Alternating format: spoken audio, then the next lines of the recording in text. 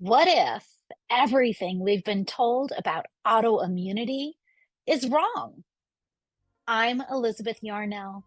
After awakening partially blind one morning in 1999, a doctor told me my multiple sclerosis would put me in a wheelchair within 10 years. I refused to accept that as the end of the story, so I started investigating.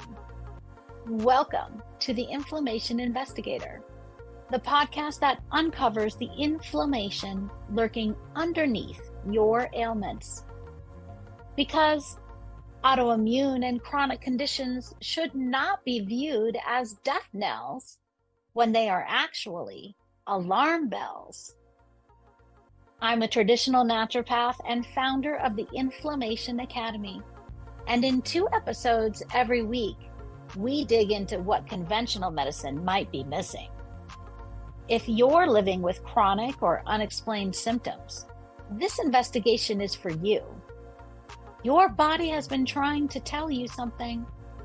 Let's start listening.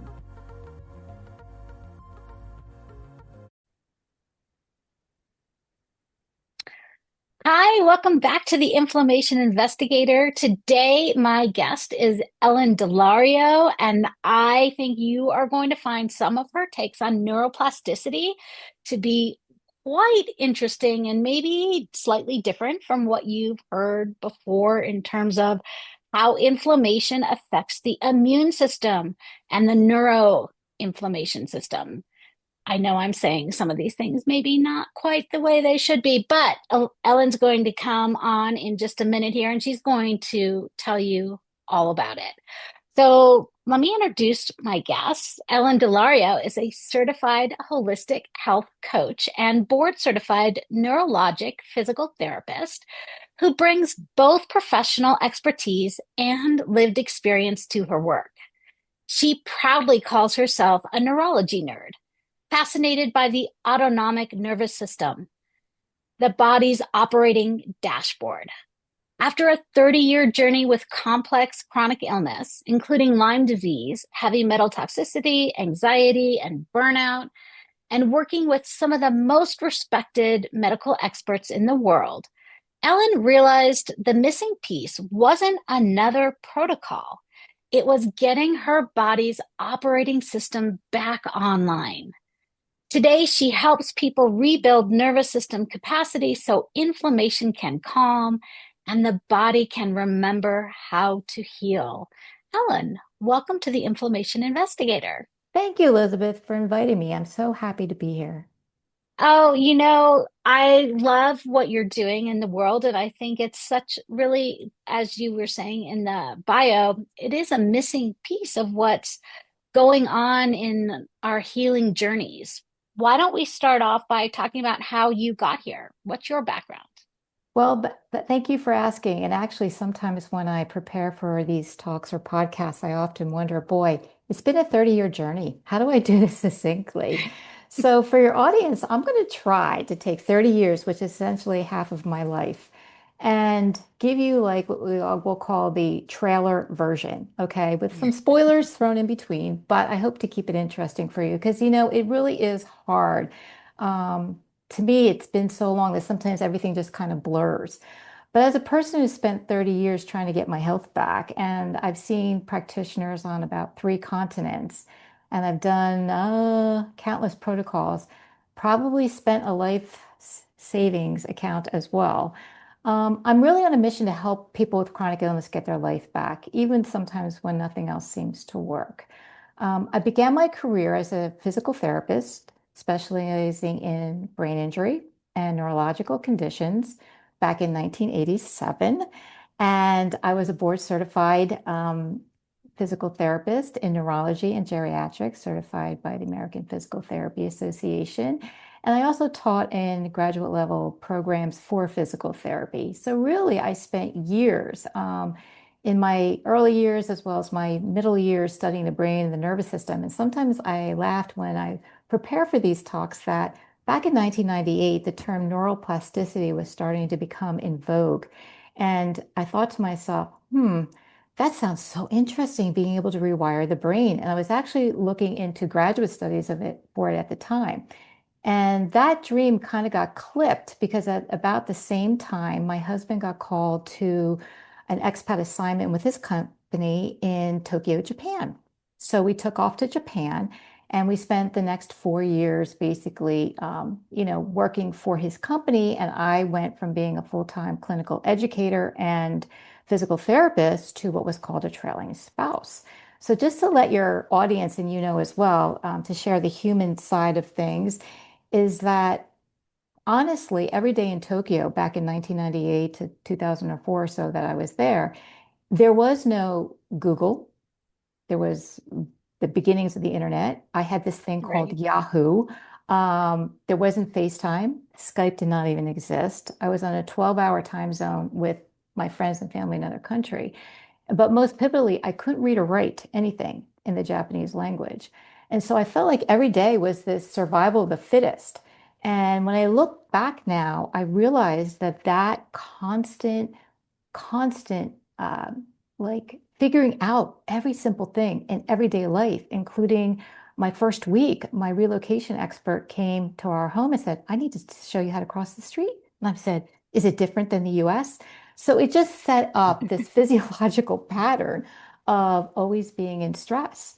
And this went on for several years. Now, I did enjoy my time overseas, but it just was constant challenge. And one of the biggest things I noticed was I had always felt uneasy. And I thought, what am I always so uneasy about? Well, I didn't really have a vocation anymore. I couldn't practice PT. I wasn't licensed in another country, certainly couldn't speak the language.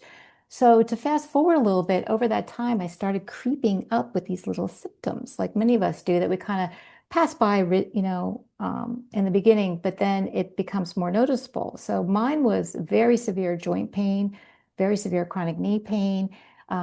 Within a short period of time, I went and started having digestive issues, scales on my head, hair falling out, sleep issues. And so this progressed for the next literally 6 years. So by the time I came back to the US, which was probably around 2006, and I promise to fast forward here, I was in the condition where I really couldn't work as a physical therapist anymore because we have to remember that physical therapy is physical. So my Right. brain worked, but my body didn't work. I had so many issues, and I was starting to see a lot of specialists. And that took me to a very long journey of basically for the next 15 years looking to heal myself. And I didn't realize that I had, a body that wasn't working, a mind that was still good, but it was like one thing after another and after another. So it really sets up a stress physiology in your body. So I saw a lot of practitioners, as many as our clients do, in chronic illness and chronic inflammation. And I was Mhm. eventually diagnosed with Lyme disease, mold toxicity, chronic infections, and obviously a lot of anxiety around that. And basically, in the end, we did through a lot of protocols, and a lot of my good doctors and practitioners get me to a higher level of function, but never really to the full function that I wanted to be at. And I remember one of my docs telling me at that time, you're really struggling with your nervous system being out of balance. It's been too many years of being under various stresses. And so I decided to, at that time, re-enter the world of healthcare. This is probably around 2017. And that's when I started Mhm. coaching clients because I took what I had learned in the wisdom of all those years and the things that did work and started supporting a clinic that had helped me. And over the next several years, I really worked with hundreds of clients, helping them through complex illness protocols. But Elizabeth, what I found and what I wanted to share as the missing link in today's episode is that as much as clients were getting better, it never really seemed to last or sustain. So they would do these, protocols very vigilantly and very compliantly, but there seemed to be like a missing link. Like, why are they relapsing, or why is the same client coming back year after year after year? Is it really that all chronic illness is truly chronic and you never get over it? Or is there something that we're not doing? Like, is there a foundational piece missing? And so that's when serendipitously, I came across a podcast about neuroplasticity. And the podcaster was actually a PT. And this immediately drew my attention. And that podcast really brought home to me a possibility of how to heal. And so I did a deep dive into looking into nervous system practices. And I had always had a passion for the nervous system. And for the next couple of years, I used the practices on myself. And honestly, there was huge turnarounds. And so that's the hope that I want to be able to present to your listeners today and actually give them some tangible results. So before we go on, I would like to say that some tangible results that I think make a lot of sense to people who are in complex chronic illness is that I saw a supplement bill go down to nothing. I take a few supplements a month that basically are life affirming. I no longer have to travel to various states to see various clinicians and practitioners. I mean, how enlightening. My schedule has freed up tremendously. My bank account is starting to replenish. And I think sometimes we just need to be really honest about these things. It's a lot. It's a lot on our resources, physical, emotional, social, financial. So I really got tired of always relying on someone or something to fix me. And I found that the nervous system regulations gave me a grounding of really getting my health back. And I'm happy to say I'm in a much higher state of function. And yeah, sometimes, of course, I still have symptoms. We all do, but it's not like it's disarming. So I'm happy to be here and share, my story with you, but also this is kind of how I finally got here. So I'm happy to say that.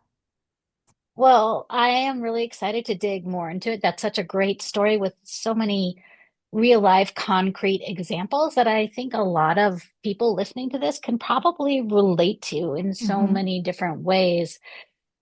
Let's dig into this. So I know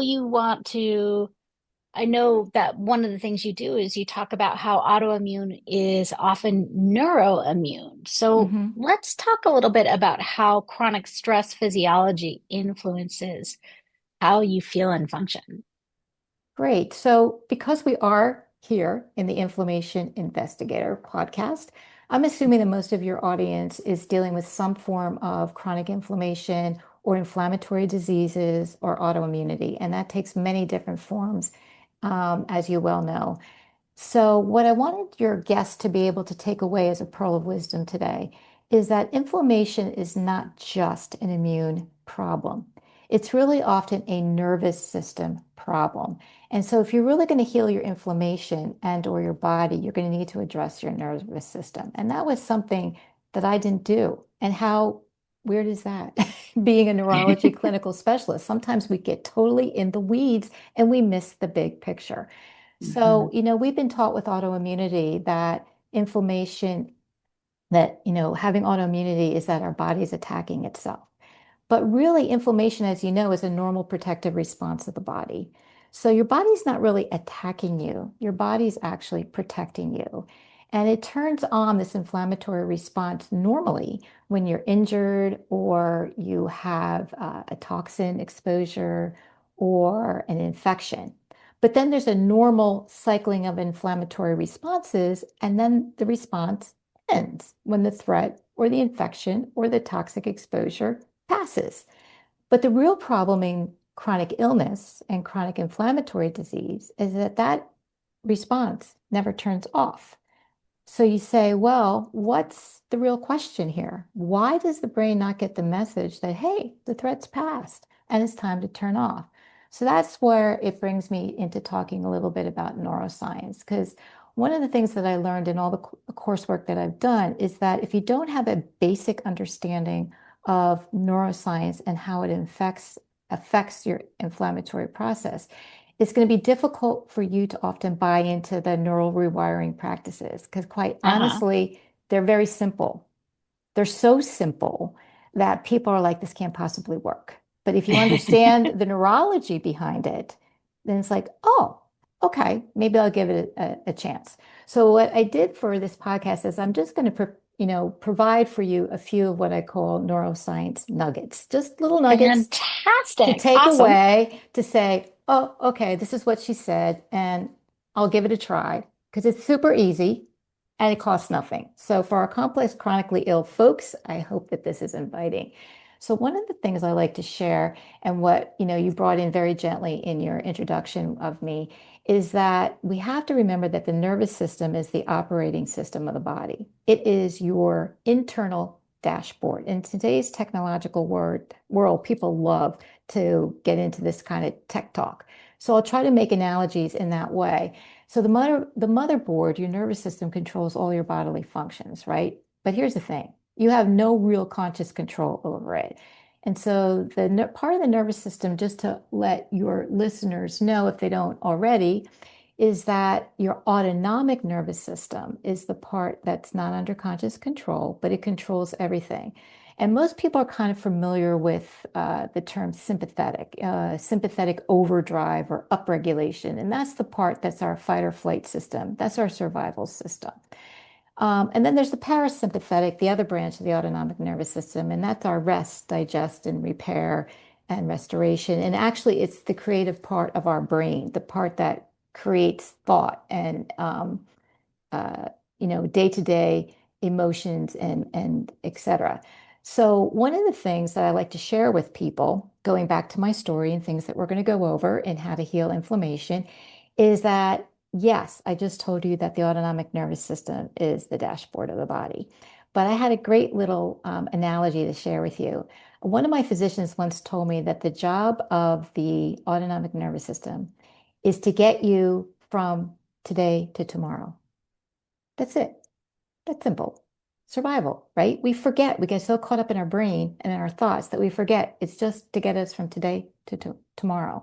But what's running your nervous system and what's creating the chronic inflammation that we see in society today is the survival software behind that. And the software is actually your limbic system. And that's where I hope, Elizabeth, you will give me just a little grace to dive into explaining to your listeners what that is. And so the limbic system is the part of your nervous system that basically detects threat. So it's this little tiny part of the brain called the amygdala. It's your threat detection center. And it basically unconsciously scans your environment and says, very simply, am I safe? Am I in danger? Is there something here that could harm me? So prehistorically, we all hear about the caveman, and this was the part where he had to run from the lion or from the dinosaur. But in everyday life, it's just all of our stressors. Okay. The problem with the amygdala is that it often in today's world gets overactivated and it starts to lose discernment between what's really a threat or a perceived threat. And I'll get a little bit more into that in a moment. But the other part of the limbic system is your hypothalamus, and that is what produces all your hormones and your neurotransmitters, and it's the command center of that autonomic nervous system. So again, this is what's going to send a signal down to the body to say, do this, do that, turn on, turn off, and what functions are going to work. So what we see in chronic stress is that this amygdala becomes overactivated. So all of a sudden, food, light, sound, hormones, many things become threats. But are they true threats or are they perceived threats? The limbic system starts to lose discernment. It becomes hyper aware. And when that happens, it's termed in neurology limbic system impairment. So it starts to get kind of like hyper. It sends a lot of threat messages to the body. The body gets these signals. It overreacts. So let's say it's your digestive system. It may become irritable. It may not digest food well. It may not assimilate nutrients. You may develop irritable bowel, constipation, diarrhea, muscle spasm, chronic aches and pains. So it amplifies and sends these signals back to the brain and says, oh my God, what's happening? And the brain sends more signals down and it creates this chronic perpetuating stress loop. And that's called limbic system impairment. And it's often the baseline. It is the root cause of many of the unresolving conditions that we see that don't resolve with treatment. It's the chronic inflammatory diseases, the chronic complex diseases, many of the diseases that I have worked with. And if your listeners are out there, they may have conditions like Lyme disease, parasitic infections, autoimmunity, all of the autoimmune diseases, too many to list, okay? But if we don't interrupt that chronic stress loop, brain to body, body back to brain, it gets caught in a loop that perpetuates. And there's a lot of stress chemistry that goes along with that. And that's where your inflammation gets stuck on autopilot. And that's where we see a lot of chronic inflammatory disease. I think that's so fascinating because I don't think that many medical doctors really focus on the limbic system when they are treating chronic disease and autoimmunity. That is not something any of my doctors have ever talked to me about.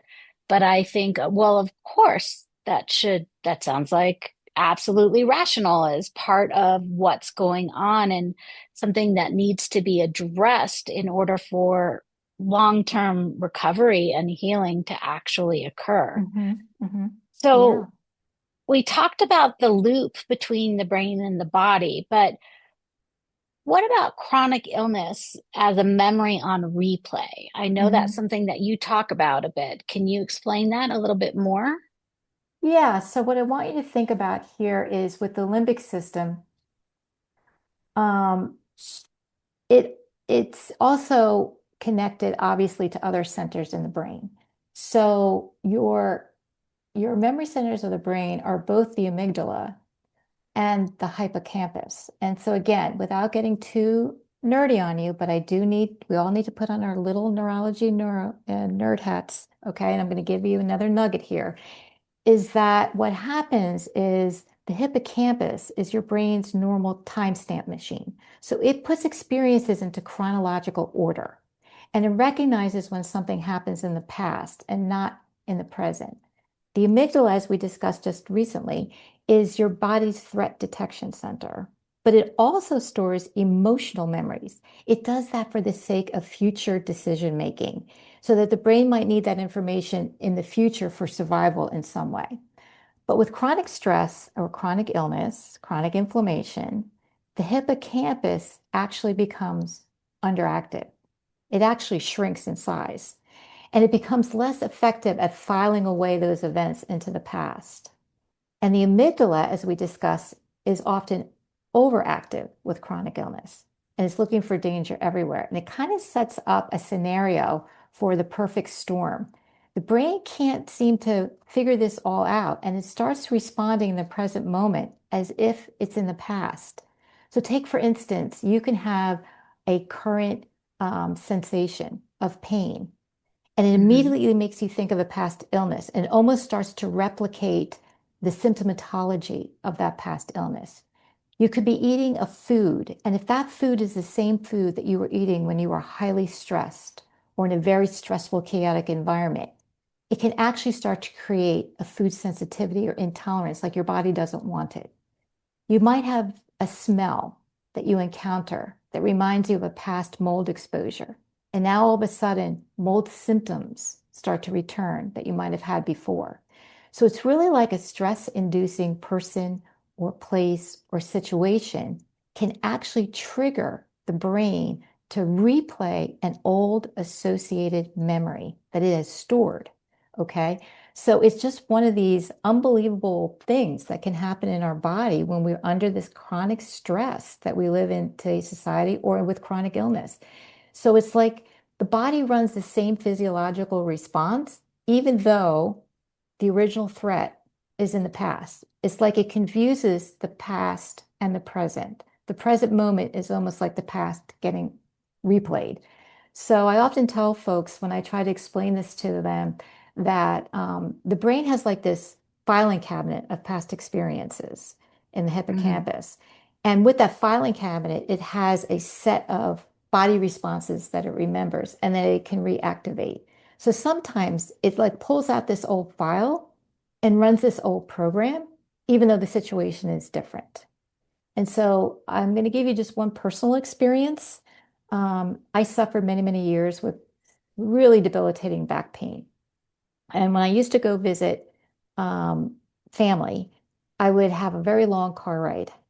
And I used to attribute that all of this pain that I would have by the time I made it to my family's house, which was about 2 hours drive was because I was sitting in the car too long.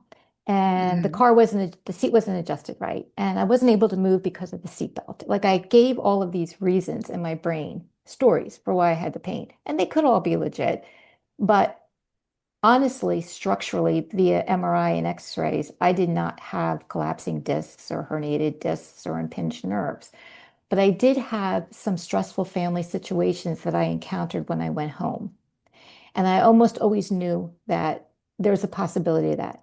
Sometimes I was conscious of it, but most of the time I was unconscious of it. So it was years later when I learned this neurology that I went back and I thought, you know what? Often when I got home, the ride home, I didn't have the back pain. So it was almost like my body had this recurrent replay of pain that is associated with trauma or stress of the family situation. So I noticed that. But again, now taking the same trip with a different family scenario, I don't have the back pain. So if it was truly structural, then I should still have the back pain. So you see how the memory can get confused or the associations can get confused? But every single time for many, many years when I went on that trip, I had the same type of back pain until the family situation had changed. And then the back pain was no longer present on the trip. So I just share that as a as a little story to make the point. Neurology is an amazingly complex system, Hmm. of all of our nerves and how they all go together. I think it's important to recognize the influence that our mind and our emotions and our anxiety or our memories of past experiences can play on our physical well-being. I see that Hmm. quite frequently, especially with those people who come to me and they're basically bedridden. And in many times they're bedridden. Once we work with them and we help them to get to a better place, there was a lot of emotional factors, a lot of Hmm. um, anxiety or family issues or circumstances that were contributing to it, sometimes even more than the actual originating injury or other issue. So Right. I think that is so valuable to recognize because we can spend lots of money and lots of time chasing down protocols trying to get to a place where we feel and function better. But if we're not addressing what's going on in the limbic system with our neurology in our brain, then Hmm. we may not ever achieve the kind of Right. relief that we're hoping for. Right. Absolutely. Absolutely. Yeah. Our emotions play a huge part. And I think generally people understand that. And I think our audiences today versus decades ago, people are more open to therapy, to trauma work, and they're more knowledgeable of it. But I don't think the average person understands that the limbic system needs signals of safety and how that needs to be brought into your daily life. Because it sounds kind of esoteric, but it's really a lot about grounding yourself, about really looking at things in your life. Are they truly a threat or is it perceived? Do we amplify things in our life beyond what they need to be amplified? So I leave that with you.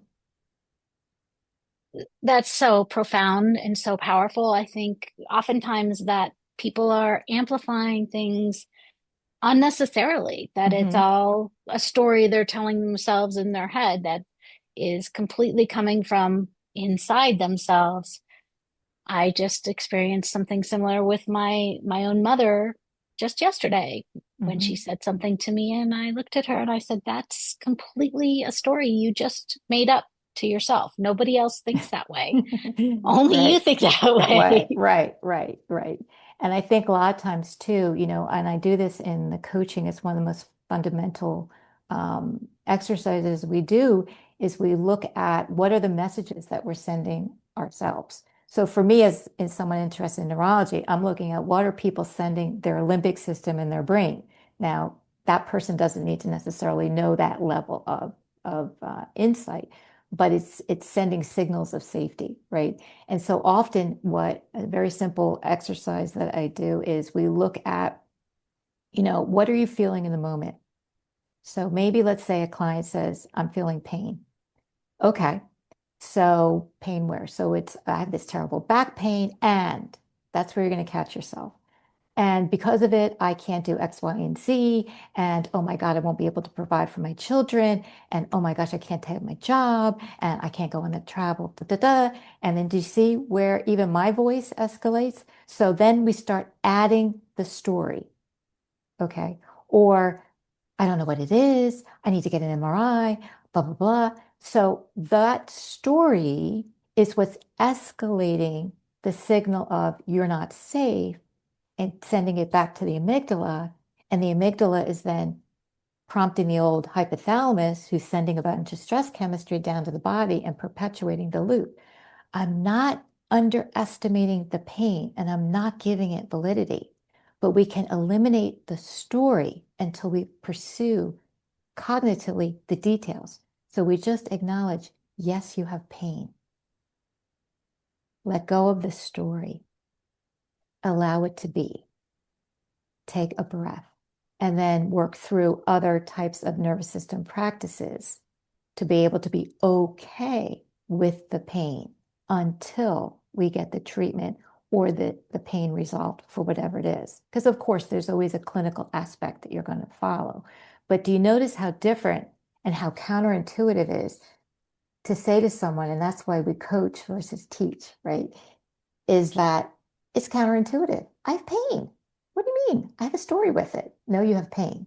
So it's counterintuitive to what people think because they escalate with whatever the sensation is. And we can take the same scenario and make it an emotion, like I'm anxious or I'm angry, and then the story around the anger, right?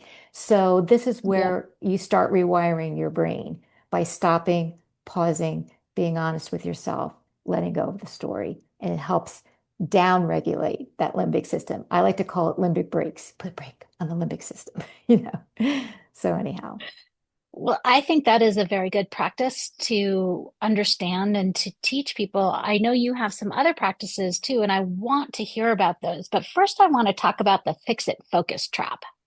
yeah, that's something that I really like to, talk about because honestly, I think it's where most of our audience is. And if you are like me, and I know you are, but maybe our audience isn't, reading a lot about nervous system regulation these days, and why is it important to regulate our nervous system in common language? Why is it important to even address our nervous system? Is because when you're hypervigilant, and I'm going to right now be talking about our chronic illness population, which is mostly, I would assume, the people listening to this, chronic Mhm. inflammatory conditions there almost always be due to the nature of chronicity, there's almost always a hypervigilance. There's constant symptom tracking. There might be a lot of protocols that you're doing, internet research, a relentless, even if it's unconscious, fix it focus. I need to fix this. I need to treat this. I need to solve this. But Mhm. again, the hypervigilance creates a trap because what we're doing is we're firing that limbic system again.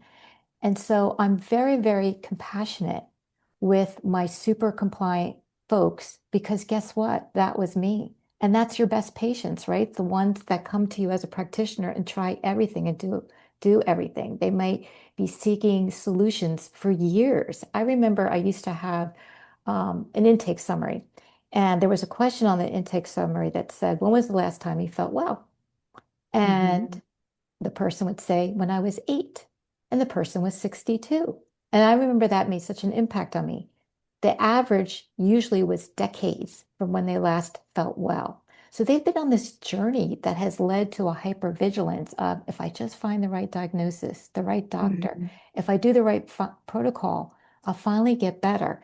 And a lot of times, what happens when you become a biohacker or a diagnosis detective, what you're really doing is that you're creating a hypervigilant fix it focus.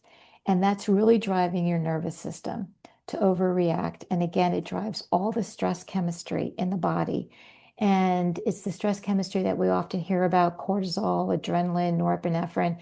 But those are hormones and neurotransmitters that are creating a dysregulation in all of the bodily functions downstream from the brain. So whether it's your digestion or your cardiovascular function or your immunity, they're all being affected by that motherboard that we talked about in the beginning. So it's this chronic stress loop. And ironically, what the literature has found, and what a lot of even various, people that talk about this in the functional medicine world, is that the harder that someone tries to fix themselves, the more stuck their nervous system is. And the more stuck their nervous system is, the more stuck their symptoms become. So again, it's really learning how to interrupt the fix it focus and adopt a focus of allowing this to be. And within that realm of allowing is to progress with whatever you're working on for your own health and treatment, but with a more calmer, less hypervigilant disposition, kind of softening up what you're doing so that you can sustain whatever treatment it is and be able to do well with it. Because also at a cellular level, and again, without doing a deep dive in more neuroscience for today, it's just that we can actually create cellular processes that disarm us down to the cellular level. And that's called the cell danger response. And that's something we really want to avoid in chronic illness because it creates a perpetuating loop of protective patterns in the body. So, yes, it's that what do we just call fix it focus that we have to kind of, soften up a little bit and be a little bit kinder to our bodies. And it's counterintuitive, but actually it really works. When you say softening up the fix it focus, fix it focus, the fix it focus, Hmm. does that mean giving yourself grace if there are times that you seem to fall off the wagon, per se? What does Yes, that mean? yes. What that means is that you're going to work on allowing your body to go through what it needs to go through and listen to it and have inherent intuition. Your body has an innate wisdom. We all know this in medicine, and it's imperative that we encourage our clients and our patients to listen to their intuition is what is a stressor or not? What do we need to be involved in or not? How are you going to show up every day in a way that's compassionate and self-serving to your body? And one of the things that I've learned, and this again is highly conceptual, but it's your end goal, is that you're not just here to survive, you're here to thrive.